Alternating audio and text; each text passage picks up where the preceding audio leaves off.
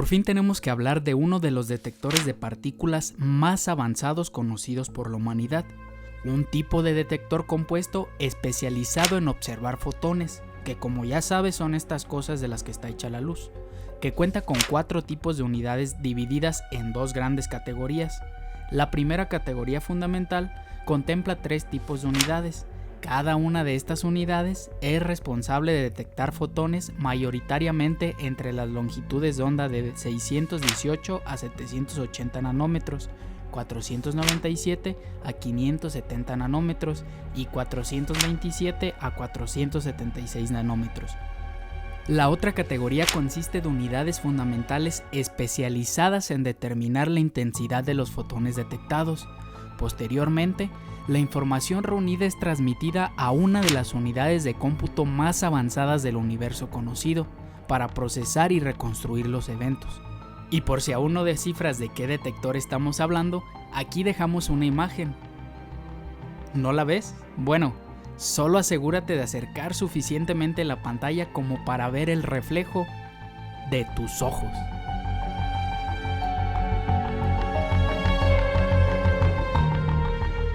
Porque sí, nuestros ojos son detectores de luz que cuentan con células especializadas cuyas señales son procesadas por nuestro cerebro. Independientemente de cómo se produjo e independientemente de si la percibimos o no, el tema de cómo percibimos la luz es un tema y el de cómo son sus propiedades es otro. Lo que me recuerda al amigo de un amigo que juraba que podía ver la polarización de la luz. Y lo único que pudimos ver es que las campañas antiadicciones no siempre son tan efectivas.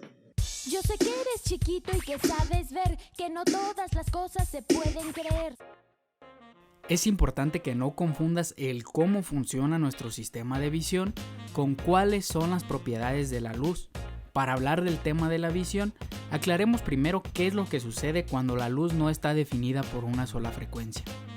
Cuando la luz no es de frecuencia definida, no hay duda de que se trata de un tipo de mezcla de 2 o más de ellas.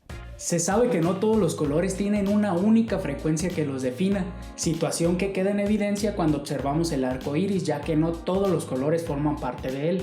Pero aunque no podamos saber cuál es la luz al final del túnel, sí podemos saber cuál es la luz al final del prisma.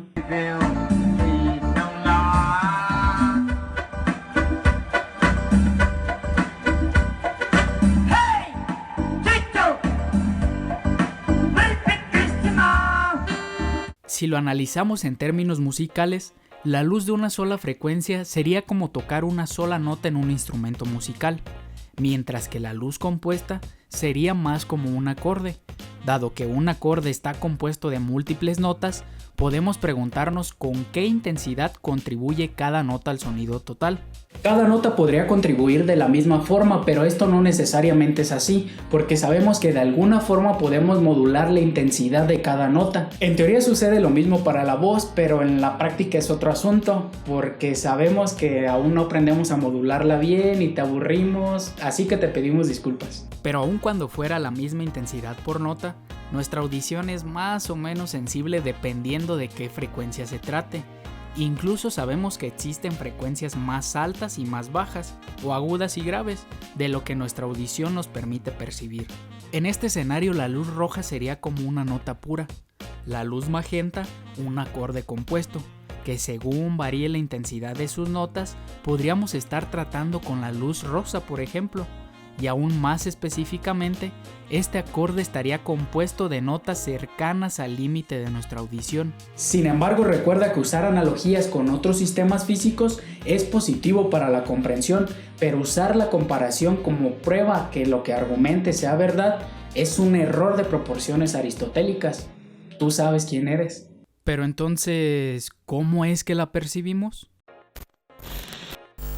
Con la descripción anterior, esperamos que quede claro que hasta aquí solo hemos explicado cómo podemos describir la composición de la luz, independientemente de cómo se produjo e independientemente de cómo la percibimos. Ya que aclaramos el tema de la luz, regresemos ahora al tema del funcionamiento de nuestra vista, donde importan más los aspectos biológicos. Las células de nuestros ojos se clasifican en conos, que es el nombre de las células responsables de determinar la frecuencia o color de la luz, mientras que las células de nombre bastones se encargan de la intensidad. Puedes recordar estos nombres como nosotros lo hicimos, siendo C la inicial de color y conos y B de blanco y negro y bastones. Fácil, ¿no? Los conos son sensibles a 3 distribuciones de frecuencias distintas, que están centradas en el rojo, el azul y el verde, y por eso hablamos de 3 distintas clases, pero no nos referimos a que la luz que detecten pueden tener únicamente esas frecuencias, sino que son más o menos sensibles según nos alejemos de los valores centrales. Y el efecto global es que incluso al hablar del espectro visible, se debe tomar en cuenta de que no todas las frecuencias se perciben con la misma sensibilidad. La explicación de este fenómeno está relacionado con la historia evolutiva del sistema de visión de cada ser vivo, porque por supuesto no es casualidad que el espectro de emisión del Sol coincide en términos generales con el rango de frecuencias que podemos percibir los seres vivos.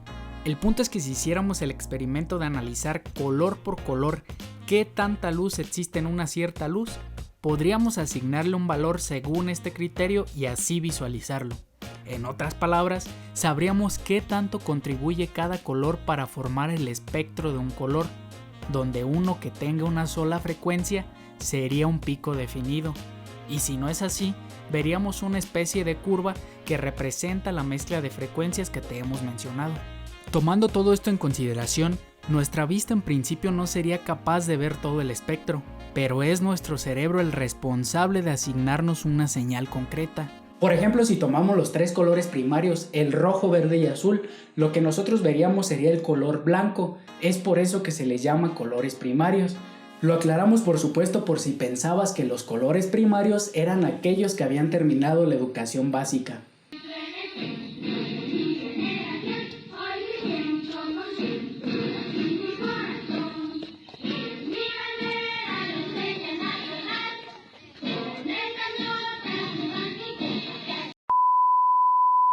Lo que esto significa es que biológicamente todos los colores son tan artificiales como cualquier otro, pues todo lo construye nuestro cerebro y por eso nunca nos cansaremos de repetir que no podemos confiar ciegamente en nuestra vista. Para completar la explicación, las tonalidades más claras o oscuras las determinan las células llamadas bastones, que sirven para determinar la intensidad de la luz. Para entender un poco mejor el concepto de intensidad, vamos a pensar en que la luz, sea cual sea su composición, es el 100% de intensidad y por el contrario la oscuridad, o si lo prefieres el color negro, es el 0% de intensidad. Y bueno, para entender esto no es como que necesites liberar el 100% de tu cerebro, que por cierto es un mito. Sí lo sabías, ¿no?